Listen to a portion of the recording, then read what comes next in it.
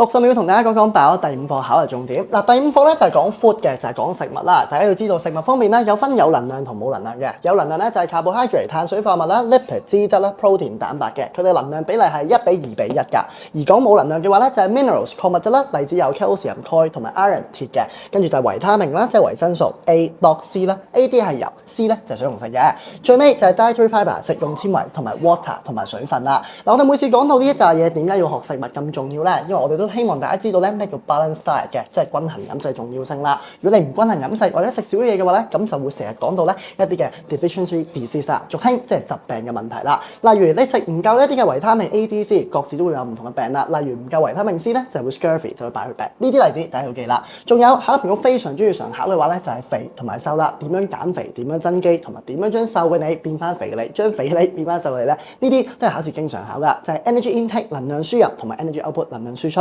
而家你就用咗60秒時間聽一次第5課嘅考試重點啦。我係樊旭，我哋下集再會。